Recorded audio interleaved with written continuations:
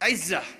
Umar ibn Khattab radiallahu anhu, he went on to say and to share something that needs to be written in gold, hung on the walls, hung in our hearts, remembered in our minds. He said, نحن قوم أعزنا الله بالإسلام فإذا ذهبنا نبتغي العزة لغير الله أذلنا الله. We are a people whom Allah has honored and given dignity and given respect through our Islam. And when we seek that honor, dignity and respect through other than Islam, that is when Allah subhanahu wa ta'ala humiliates us and disgraces us. And this is where I would like to bring about our topic of discussion. I'm Muslim and I'm proud. And I will share and conclude with this one story that I believe epitomizes it. During the time of Umar ibn Khattab radiallahu anhu, there were two men who brought in a young boy dragging into the courthouse. So Umar ibn Khattab radiallahu anhu, he asks him, what is this? What is going on? Why are you dragging him into the courthouse? They say, this boy, he killed our father. Umar ibn Khattab, he asks him, did you really kill their father? The boy says, yes, I did kill their father, but it was by accident. My camel, it used to tread on their property. So one day, their father took a rock and hit the camel in the eye. And I saw the camel suffering, and it made me furious and aggravated. So I took a rock and I threw it at the father. It hit him in the head and he died. So Umar ibn Khattab radiallahu anhu, he asks the two brothers, will you forgive this young boy for this accident? They say, no, we want qisas, we want retribution. So Umar ibn Khattab radiallahu anhu, he asks the young boy, do you have any last words, any last wishes, any last requests? And the young boy says, yes. My father passed away and I have a younger brother. And my father left some money behind for my younger brother. I would like 3 days to go and retrieve this wealth from a hidden place so that I can make sure my brother gets it when I die and pass away. So Umar ibn Khattab, he thinks this boy is making up the story. He's like, boy, what are you talking about? What wealth, what father, what young brother? The young boy, he says, trust me. Umar ibn Khattab, he says, okay, I will trust you, but find a guarantor for you. Someone who will guarantee that you will come back. The young boy, he looks around, there's a packed courthouse. Will someone not help me today? And everyone, as the boy's looking around, they turn their face away, they turn their faces down. No one wants to help this boy.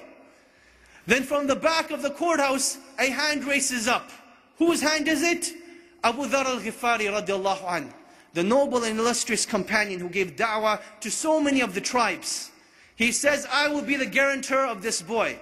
Now understand what it means to be the guarantor. Meaning that if this boy does not come back, it is the head of Abu Dhar al-Ghifari radiallahu anhu that will be chopped off, that he will be killed. Abu Dhar al-Ghifari, he says, I will be the guarantor.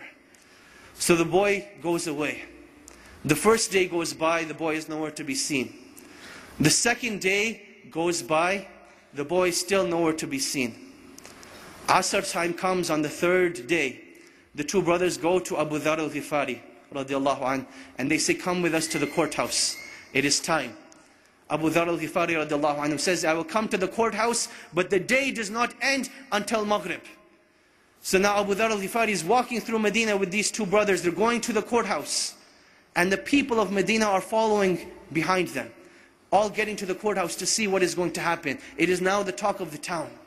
You can imagine, minutes are going by, the courthouse is filling up, the anxiety is building up. Will Abu Dhar al-Ghifari have his life sacrificed for the mistake of a boy?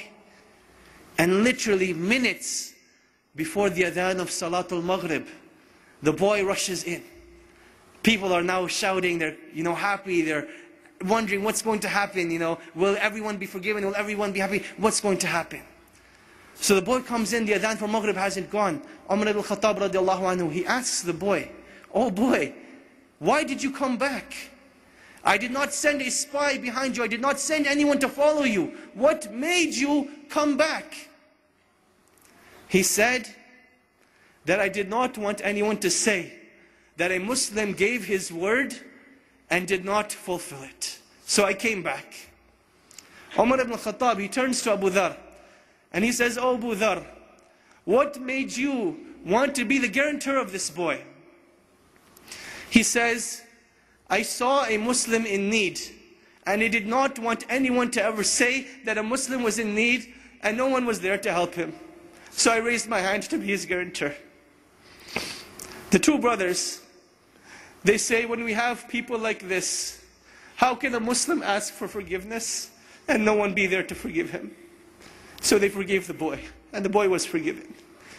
This was the legacy of Islam. This was the code of conduct. This is why during the Khilaf of Umar ibn Khattab, they were able to reach the border of China all the way to the south of France. Because they had strong relationships with Allah. They did things with ihsan, and they lived with the code of conduct of Islam. And this is when Allah subhanahu wa ta'ala will restore the izzah of this nation and will make us once again proud of the great legacies that have been left behind, in hopes that one day we will be called a great legacy. My dear brothers and sisters, it is a time where we need to stand up and begin with changing ourselves and becoming proud of who we are as Muslims. Believers in Allah, worshippers of Allah, followers of the Messenger of Allah sallallahu alaihi wasallam, reciters of the Quran, people who pray 5 times a day, and they do it with honor, dignity and respect. Allahumma ameen. Wassalamu alaikum wa rahmatullahi wa barakatuh.